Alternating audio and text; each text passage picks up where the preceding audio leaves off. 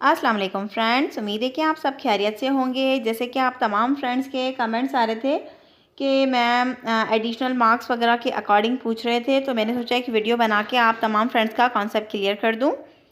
तो यहाँ पर आप देख सकते हैं कि एडिशनल मार्क्स हैं प्रोफेशनल क्वालिफ़िकेशन की, तो ये किस तरह से आपकी ऐड होंगी और इसके अलावा कब ऐड होंगी। मकसद के जैसे आप लोगों ने जिन लोगों ने टेस्ट दे दिया जेईएसटी का और पीएसटी का, तो उनके टेस्ट के मार्क्स जो आप जैसे कि आप लोगों ने टेस्ट देकर आए और आपके मार्क्स आए 55, तो आप तमाम फ्रेंड्स ये पूछना चाह रहे थे कि 55 में हमारी 1 मार्क ऐड होगी अगर मेरा बीएड हुआ हुआ है 1 ईयर का, अगर एमएड हुआ हुआ है 2 ईयर, दैट मीन कि 1 ईयर बीएड 1 ईयर एमएड, तो उसकी 2 मार्क्स ऐड होंगी।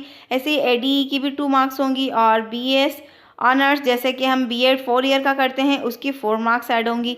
तो ये मार्क्स हमारी कब ऐड होंगी, कैसे ऐड होंगी, किस तरह होंगी, तो ये आपकी कुछ इस तरह से होंगी। जैसे आप लोगों ने टेस्ट दिया, टेस्ट में आपका स्कोर आया 55। अब उसके बाद आपकी अगर आपने टेस्ट को क्वालिफाई किया है, जैसे अभी क्राइटेरिया इन्होंने बनाया हुआ है जेईएसटी के अंदर, तो 99% जो है फेल हो चुके हैं, जो कि मुझे बहुत ज़्यादा अफसोस होता है सुन के, क्योंकि ऐसा क्राइटेरिया रखना चाहिए जिसमें स्टूडेंट्स क्वालिफाई हो सके। कि जैसे कि अगर हर कोई स्टूडेंट जो है हर एक सब्जेक्ट के अंदर माहिर नहीं होता, दैट मीन के उनके अंदर इतना नहीं होता कि वो हर एक सब्जेक्ट की अच्छी ग्रिप रखे। समटाइम कोई सब्जेक्ट इंसान का फेवरेट नहीं होता तो वो उसके अंदर ज़्यादा इंटरेस्टेड नहीं होता। तो देखा जाए अकॉर्डिंग टू द पॉलिसी, तो अगर आप हर पार्ट के अंदर 45% ले रहे हैं, उसके अंदर क्लियर कर रहे हैं, तो आप ओवरऑल 55% पे फेल हो रहे हैं, क्योंकि 55 आपकी नहीं बन रही। लेकिन अगर आपने जो है 55% ले भी लिए, लेकिन आप पार्ट बाय पार्ट में क्लियर नहीं है, जैसे कि आप सिंधी के पोर्शन में फ़ेल हो चुके हैं, जैसे कि आप जीके वाले पार्ट के अंदर फ़ेल हो चुके हैं, तो इस तरह का क्राइटेरिया जो रखा गया है, इसकी वजह से तमाम स्टूडेंट्स जो हैं फ़ेल हो रहे हैं। 70 क्या 75 मार्क्स 80 तक पहुँचते हुए भी स्टूडेंट फ़ेल हो रहे हैं, तो ये बहुत ज़्यादा दुख की बात है, ऐसा होना नहीं चाहिए। इस तरह जो है स्टूडेंट्स जो है बिल्कुल ही परेशान हो रहे हैं। इतनी अच्छी तैयारी होने के बावजूद भी अगर एक पार्ट की वजह से, एक एमसीक्यूज़, एक क्वेश्चन की वजह से अगर वो फेल हो रहे हैं, तो ये क्राइटेरिया ऐसा नहीं होना चाहिए अकॉर्डिंग टू मी।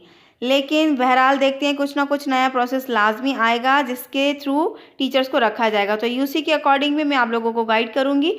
तो इसके अंदर आपके मार्क्स तब ऐड होंगी जब आप टेस्ट को क्वालिफाई करेंगे।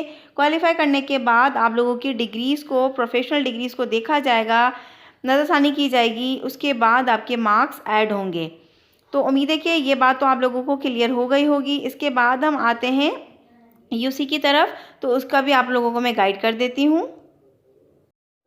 अगर हम बात करें यूसी के अकॉर्डिंग, अगर आप लोग अपना टेस्ट को क्वालिफाई करते हैं और इसके साथ साथ आपको आपकी यूसी के अंदर सीट्स नहीं हैं, तो आप लोगों को सेट किया जाएगा नेबरहुड यूसी के अंदर। अगर उसी की नेबरहुड यूसी के अंदर वैकेंसीज़ होंगी तो आपको वहीं सेटल किया जाएगा।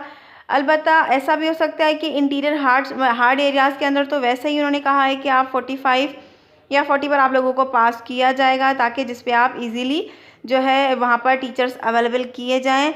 लेकिन इसके अलावा जो ऐसे एरियाज़ हैं जहाँ पर बिल्कुल ही यूसीज़ के अंदर सीट्स कम हैं और ज़्यादा स्टूडेंट्स क्वालिफाई होते हैं, तो इसके अकॉर्डिंग क्या होगा कि आप लोगों की टेस्ट के अकॉर्डिंग देखा जाएगा कि यूसी के अंदर अगर सीट्स होंगी नेबरहुड के अंदर, तो आपको वहीं सेट किया जाएगा इंशाल्लाह। तो आप मायूस ना हो, इंशाल्लाह बेहतर ही होगा आपके हक़ में। मेरी दुआएं आप तमाम फ्रेंड्स के साथ हैं। Thank you for watching.